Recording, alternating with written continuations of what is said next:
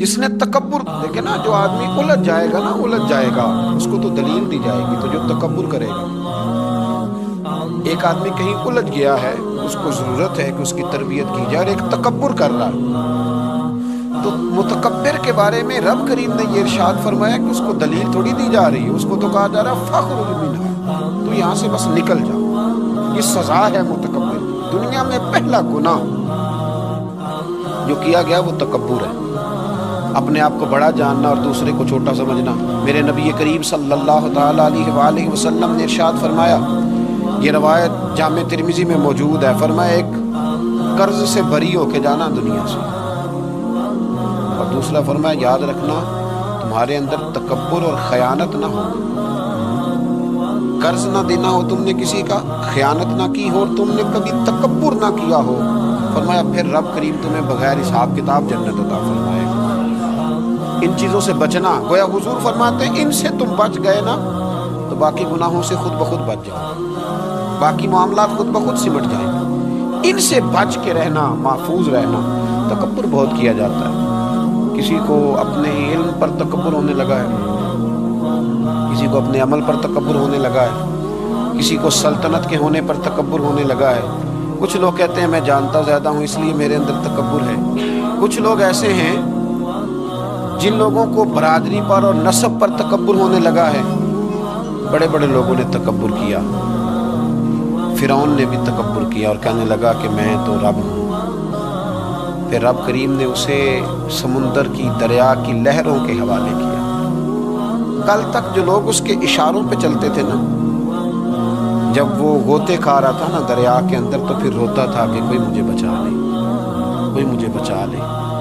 اس نے غوطے کھائے اور کہنے لگا کہ میں حضرت موسیٰ اور ہارون کے رب پر ایمان لاتا ہوں، پر اب تو سارا کچھ دیکھ دا کے مان رہا تھا نا، تو اس کا ایمان بھی قبول نہ ہوا، پھر پھینک دیا گیا سمندر سے باہر۔ آج تک نشان عبرت بنے ہوئے ہیں یہ لوگ۔ نمرود بھی کہتا تھا کہ معاذ اللہ میں خدا ہوں، اور جب حضرت سیدنا ابراہیم خلیل اللہ علیہ السلام نے فرمایا نا کہ آسمان تو رب تو وہ ہے جو آسمانوں کا رب ہے، رب تو وہ ہے۔ اللہ تبارک و تعالیٰ نا اس متکبر آدمی کو آزماتا ہے، اسے تھوڑا سا موقع اور دیتا ہے، تو یہ سمجھتا ہے میرا روب چل رہا ہے، اللہ اسے آزماتا ہے، یہ سمجھتا ہے کہ دیکھا میرا جو ہے وہ میرا عصا، میرا ڈنڈا صحیح کام کر رہا ہے، حالانکہ اللہ تو موقع دے رہا ہے۔ اور جب پھر وہ کھینچتا ہے، پھر حضور علیہ السلام فرماتے ہیں تمہارے رب سے سخت کسی کی پکڑ ہوتی نہیں۔ یہ سمجھتا ہے کہ دیکھا نا میں جیسے کہہ رہا ہوں ویسے نظام چل رہا۔ نمرود کہنے لگا میں رب ہوں، تو حضرت ابراہیم علیہ السلام نے فرمایا رب تو وہ ہے جو آسمانوں زمینوں کا رب ہے۔ کہنے لگا اچھا، اس نے نا تیر چلائے آسمان کی طرف، معاذ اللہ رب کریم کو قتل کرنے لگا، تیر چلائے، تو اللہ نے اس کا امتحان لیا۔ تیر جب اوپر جاتا تھا تو خالی ہوتا تھا، واپس آتا تھا تو اس کو خون لگا ہوتا تھا۔ کہنے لگا دیکھا نا، پھر دیکھا نا میں نے کیا کر دیا۔ کتنا بڑا بادشاہ، پوری دنیا پہ حکومت کرنے والا، پر مالک کی بے نیازی کے قربان جائیں، ایک مچھر ہی گھسا ہے ناک میں، اور پھر وہ مچھر نکل نہیں پایا، پھر اس مچھر نے اس کو مار ڈالا۔ تکبر والے لوگ جب تکبر کر رہے ہوتے ہیں، جب بول رہے ہوتے ہیں تو کہہ رہے ہوتے ہیں تو مجھے جانتا نہیں، مجھے میرا پتہ نہیں، وہ تو کس سے بات کر رہا ہے، یہ خبر ہے تو کس کے ساتھ گفتگو کر رہا ہے۔ اور بھائی بڑے بڑے اونچے بولنے والے، پھر اس طرح ان کی آوازیں بند ہوئی کہ کوئی ان کی سننے والا نہ ملا۔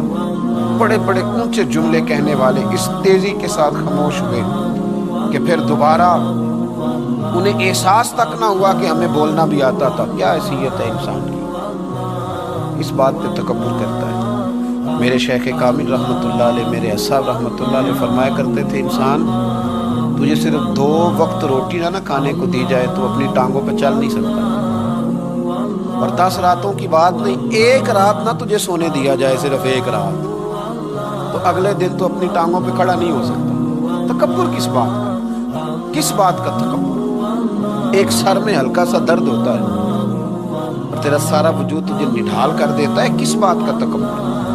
لیکن اس کے باوجود لوگ پھولے نہیں سماتے، باتیں کرتے ہیں تو بچ بچ کے، گفتگو کرتے ہیں تو کھول کھول کے، اور ہر تیسرا آدمی آ کر کے پوچھتا ہے کوئی حکم ہوا تو بتائیے گا، کوئی حکم ہوا تو بتائیے گا تکبر صرف ایک ذات کرے گی اور وہ ہے رب کریم کی ذات، کیونکہ وہ سب سے بڑا ہے، وہ اللہ اکبر ہے، وہ اللہ اکبر ہے۔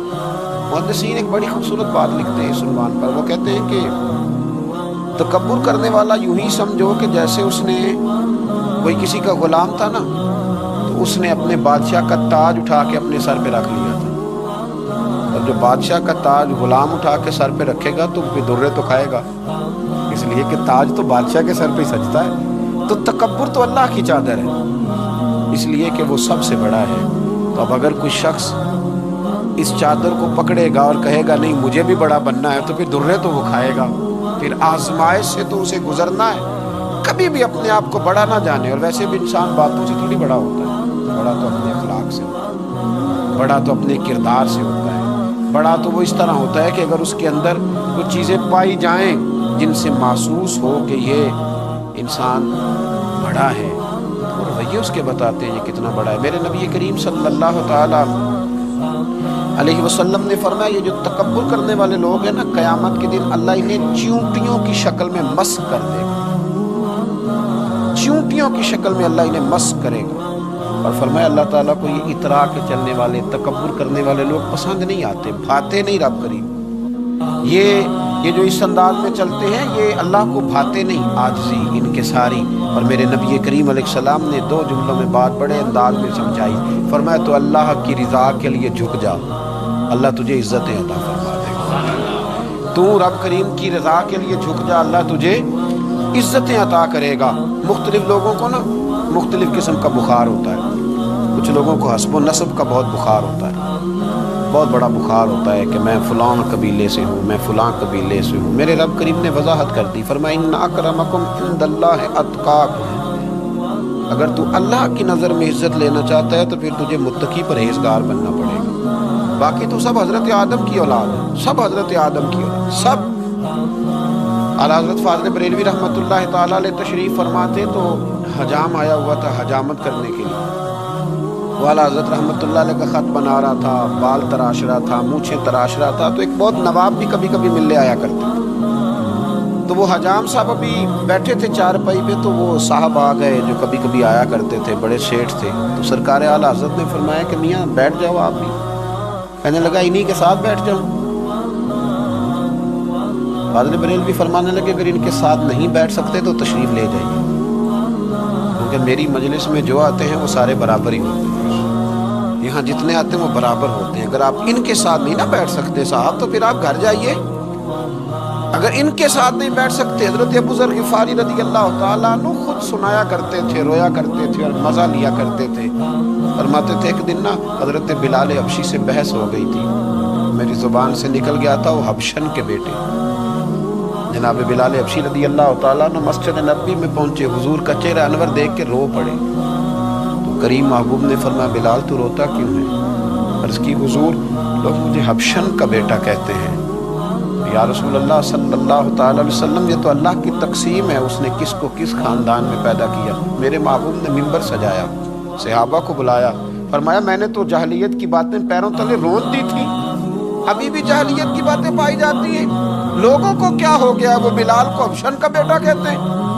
حضرت ابو ذر غفاری خود بتایا کرتے تھے اور مزہ لے کے بتایا کرتے تھے، فرمایا کرتے کہ میں نے جب یہ بات سنی نا تو باقی تو نہ سمجھے پر میں سمجھ گیا، فرماتے میں اٹھ کے حضرت بلال حبشی رضی اللہ تعالیٰ عنہ کے پاس گیا اور میں ان کے سامنے لیٹ گیا، میں نے کہا حبشن کے بیٹے اپنا پیر میرے چہرے پہ رکھ اور میں لوگوں کو بتلاؤں کہ تھا تو حبشن کا بیٹا، پر اب میرے مصطفیٰ نے بڑی شانیں عطا فرما دی، شانیں عطا کر دی، بندہ و صاحب و محتاج و غنی ایک ہوئے، تیری سرکار میں پہنچے تو سبھی ایک ہوئے۔ تو میرے بھائی یہ حسب و نسب کا غرور، یہ تکبر، اقبال کے سامنے آ کے کسی نے کہا کہ میرا دادا یہ تھا، میرا پردادا یہ تھا، میرا ابا یہ تھا، تو اقبال کہنے لگے تھے تو آبا تمہارے ہی مگر تم کیا ہو، میاں چھوڑ تو کس قبیلے کا ہے، تیرے اندر کوئی بات ہے تو